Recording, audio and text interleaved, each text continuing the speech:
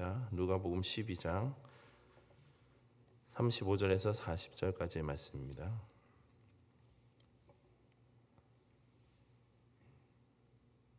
한 절씩 교도하시고 마지막 40절은 함께 합독하도록 하겠습니다. 허리에 띠를 띠고 등불을 켜고 서 있으라.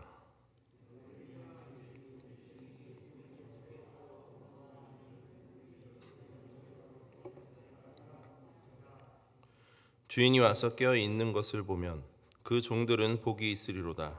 내가 진실로 너에게 이르노니 주인이 띠를 띠고 그 종들을 자리에 앉히고 나와 수종들리라.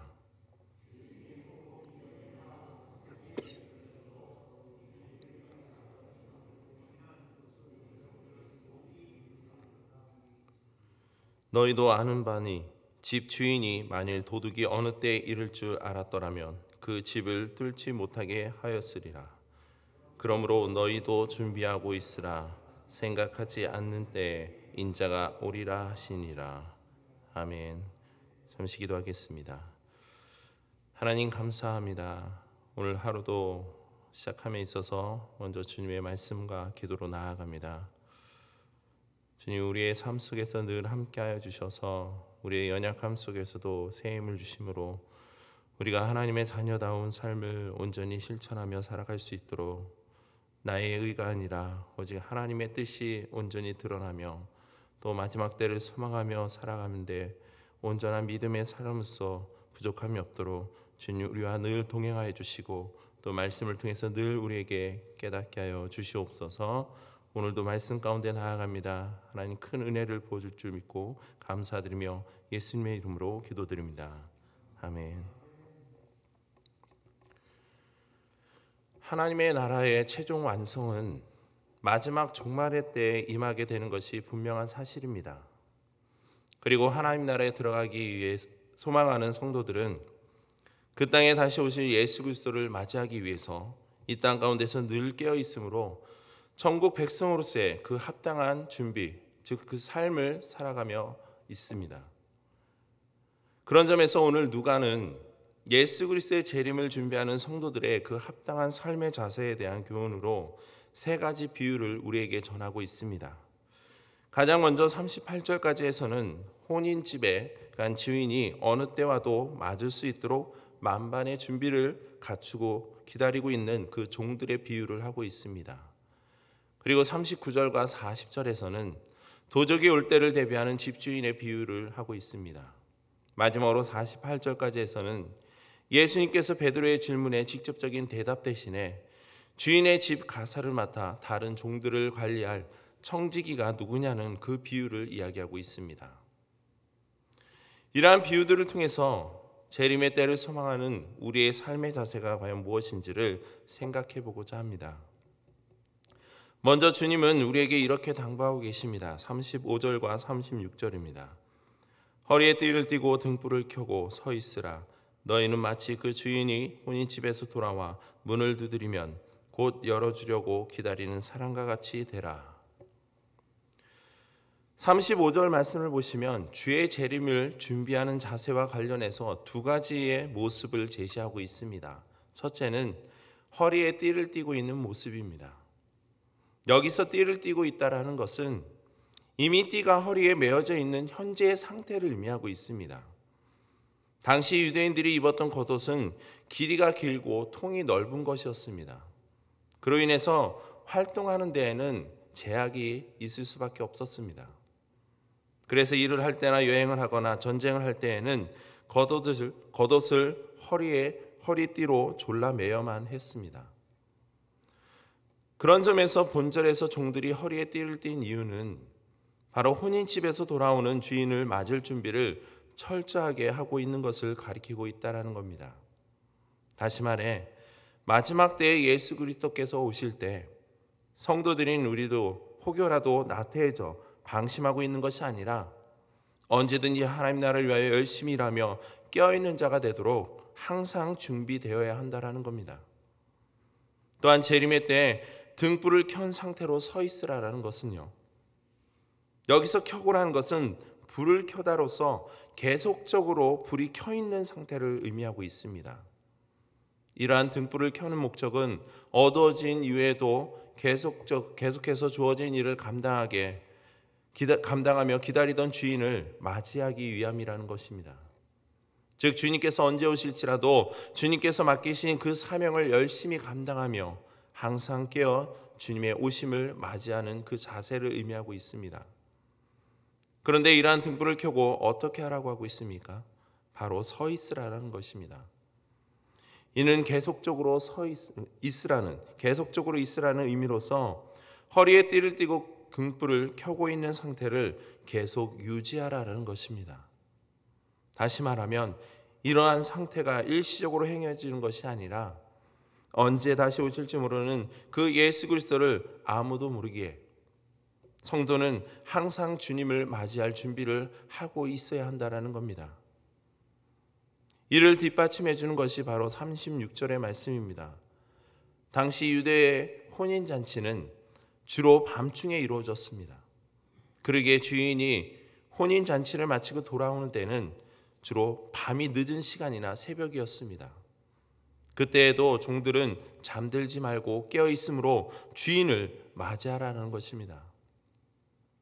그럼 이와 같은 모습으로 주인을 맞이한 종들은 어떠할까요? 37절과 38절 말씀입니다. 주인이 와서 깨어있는 것을 보면 그 종들은 복이 있으리로다. 내가 진실로 너에게 이르노니 주인이 띠를 띠고 그 종들을 자리에 앉히고 나와 수종들이라. 주인이 혹 2경이나 혹 3경에 이르러서도 종들이 그와 같이 하고 있는 것을 보면 그 종들은 복이 있으리로라. 여기서 공통된 결과는 무엇입니까? 바로 복이 있다라는 것입니다. 그런데 이 복은 모든 종들, 즉 모든 성도들에게 주어진 것일까요? 아닙니다. 본문은 그 대상을 제한하고 있습니다. 그들은 바로 오직 주인 올 때 깨어있는 자들입니다.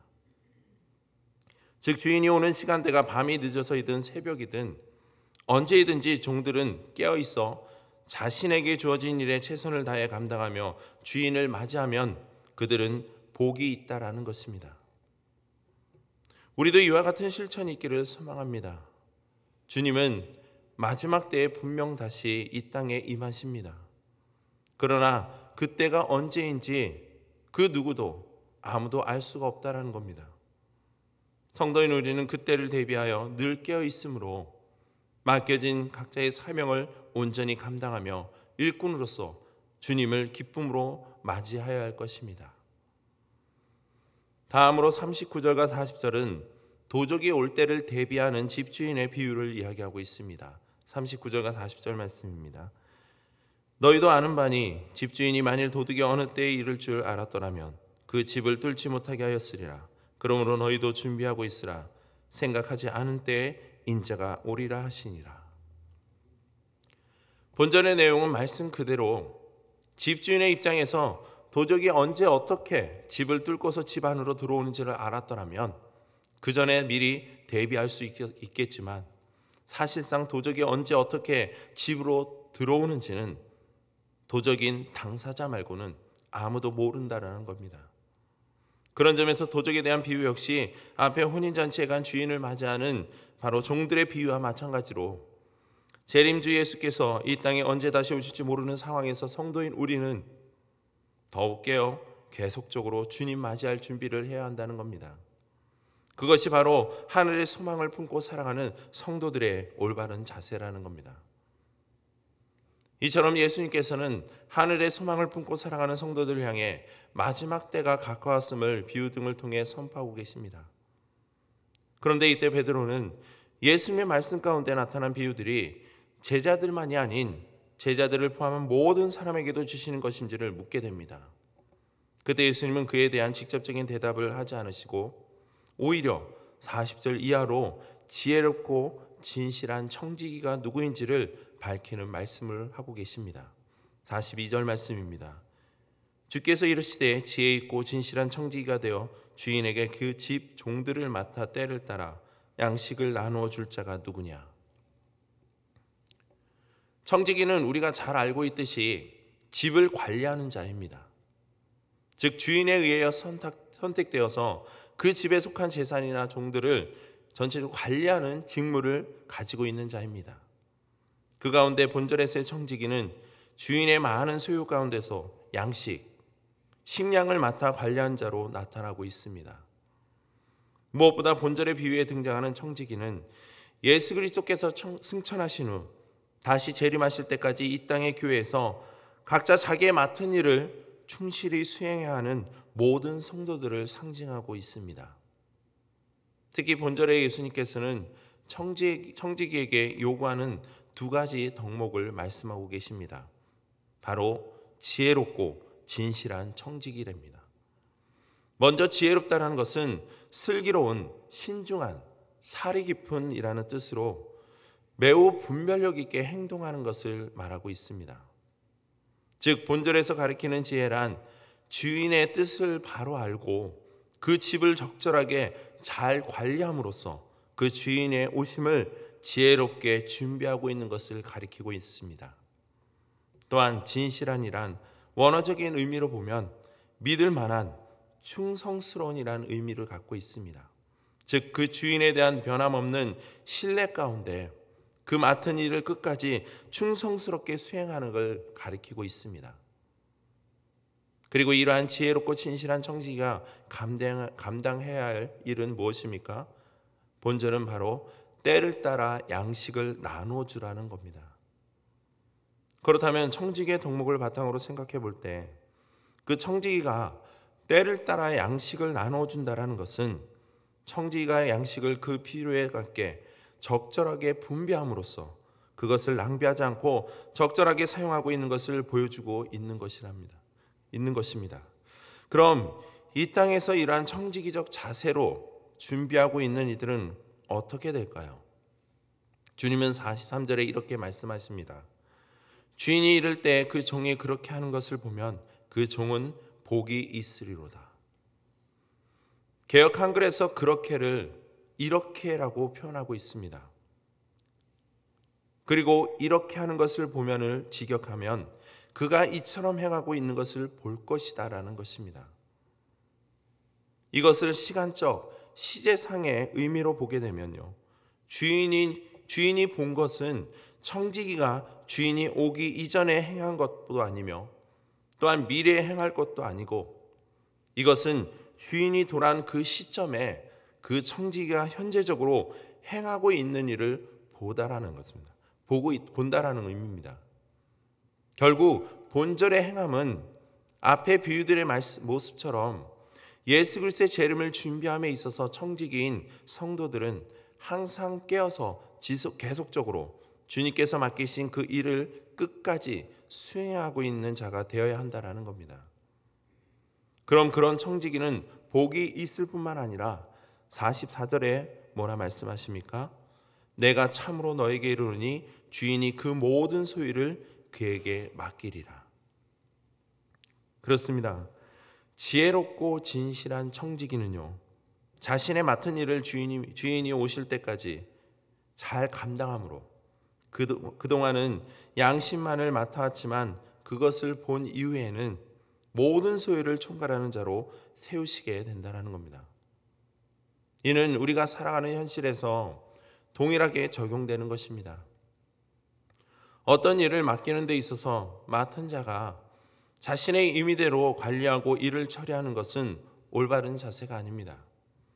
본문과 동일한 청지기라 함은 그 일을 맡긴 그 주인의 원하는 뜻이 무엇인지를 바로 알고 그 일을 맡아 지혜롭고 진실되게 감당할 때 그 일을 맡긴 이가, 그 주인이 더 많은 일을 그 청지기에게 일을 맡기지 자기 생각과 방법이 옳다고 그것을 고집하고 자기의 의를 드러내면 그 일을 맡은 이에게는 결코 더 이상 일을 맡기지 않는다라는 겁니다. 이에 대해 주님은 45절 이하로 지혜롭고 진실한 청지기와 대조되는 악한 그릇된 청지기에 대해 말씀하고 계십니다.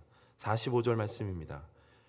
만일 그 종이 마음에 생각하기를 주인이 더디 오리라 하여 남녀 종들을 때리며 먹고 마시고 취하게 되면, 즉 본절에 나타난 종은 주인이 더디 올 것이라 생각하고 있습니다. 그로 인해 자기에게 맡겨진 일, 곧 자기에게 맡겨진 종들을 잘 돌보는 임무를 망각하고 오히려 그들을 때리며 먹고 마시며 방탕한 생활에 빠져 있는 모습이라는 겁니다. 이러한 종들의 모습은 어쩜 주인이 보는 앞에서는 열심히 자신의 일을 감당하는 모습을 보이면서도 주인이 없을 때에는 본성을 드러내며 자기 임의대로 행동하는 종이라 할 수 있습니다. 만약 이 종이 앞서 말씀드린 지혜롭고 진실된 청직이었다면 주인이 일찍 오던 더디 오던 그와는 상관없이 자신에게 맡겨진 그 일을 최선을 다하는 것이 바로 올바른 자세라는 겁니다. 그러나 본절의 종은 주인이 더디 올 것이라 스스로 생각하므로 결국에는 자신의 본래의 모습을 드러내고 있다는 겁니다. 이런 모습은 지금 우리의 모습과도 다를 바가 없는 모습과 같습니다. 사람들 앞에서는 신앙생활을 열심히 하는 것처럼 보이면서도 사람들이 보지 않는 곳에서는 다른 지체들을 정죄하고 판단하며 뒷이야기를 하므로 나의 본래의 모습을 드러내고 있는 것과 같다라는 겁니다. 그런데 우리가 얼마나 어리석은지를 알 수 있는 것은요, 다른 사람들은 알 수 없고 보지 못한다 생각하지만 결국 그 모습 하나하나와 말들은 하나님은 다 지켜보고 계시며 기록하고 계신다라는 겁니다. 그리고 마지막 때 주님 앞에 섰을 때 그 모든 것이 낱낱이 드러나며 심판을 받게 된다는 사실은 우리는 늘 기억하고 신앙생활을 이어가야 한다는 겁니다. 이에 대해 주님도 46절에서 48절까지의 말씀을 통해 말씀하고 계십니다. 생각하지 않은 날 알지 못하는 시각에 그 종의 주인이 이르러 엄히 때리고 신실하지 아니한 자에 받는 벌에 처하리니 주인의 뜻을 알고도 준비하지 아니하고 그 뜻대로 행하지 아니한 종은 많이 맞을 것이요 알지 못하고 맞을 일을 행한 종은 적게 맞으리라.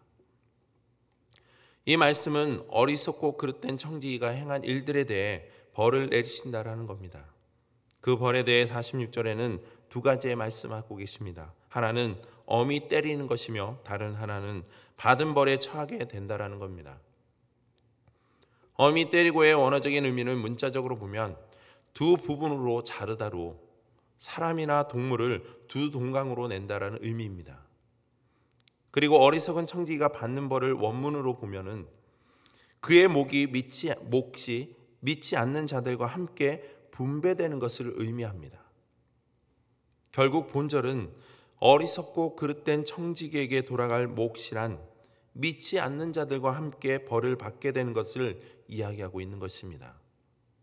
또한 47절과 48절 앞부분까지는 주인의 뜻을 알고도 행하는 자와 모르고 행하지 않는 자 사이의 벌의 차이가 있을 것을 이야기하고 있습니다.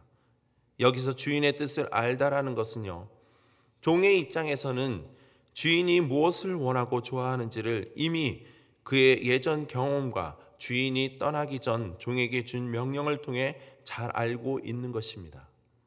그런 점에서 이 종은 다른 종들에 비해 주인의 뜻에 더 잘 순종할 수 있는 것이기에 나름대로의 특권을 가진 것이라 할 수 있는 것입니다.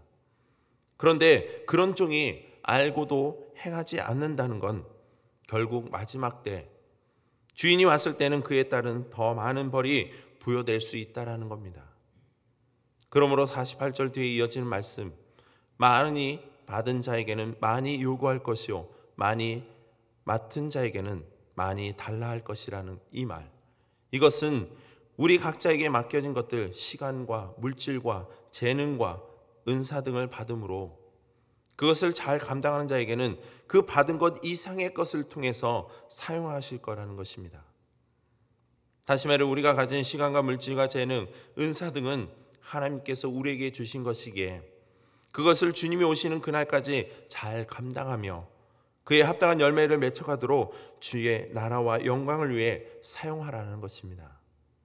그러나 그렇게 주셨음에도 불구하고 그 가진 것을 자기 신앙을 과시하기 위해서나 혹은 자기의 의를 위해 또 자기의 만족과 유익을 위해 사용되어진다면 그것은 앞에 제시된 어리석은 종들과 같은 모습이며 마지막 때 그들에게 주어질 벌을 받게 된다라는 겁니다. 성도 여러분, 오늘 본문에 제시된 비유들은 마지막 때 다시 오실 예수 그리스도를 맞이하는 이 땅의 종들, 청지기들이 가져야 할 신앙적 자세가 무엇인지를 일깨워주고 있습니다. 저와 여러분들은 지금 어떤 자세로 마지막 때 오실 재림주 예수 그리스도를 맞이하며 신앙생활을 이어가고 계십니까? 오늘 이 시간 주님 앞에 다시 한 번 더 점검받기를 원합니다. 과연 나는 하나님 앞에 어떤 종이며 또 어떠한 청직인지, 주님이 언제 오실지 모르지만 그 오시는 날까지 과연 나는 어떠한 자세로 신앙생활을 해야 할지를 다시 한 번 더 우리 스스로가 주님 앞에 우리의 신앙을 점검받기를 원합니다. 오늘 하루에 주님 앞에 온전히 드려지는 그 믿음의 삶이 되기를 소망합니다. 그로 인해 착하고 충성된 일꾼이라 칭함받으며 복된 하루를 누리며 살아가는 저와 여러분들 되기를 주님의 이름으로 축복드립니다. 이 시간 기도하실 때 하늘의 소망을 품고 살아가는 나의 삶이 주님 앞에 온전히 드려지는 삶이 되기를, 주님께서 맡겨진 그 사명을 지혜롭고 진실되게 감당하며 주님의 때를 준비하는 착하고 충성된 일꾼이 될 수 있도록 주님께서 인도해 달라고 기도하시기 바랍니다.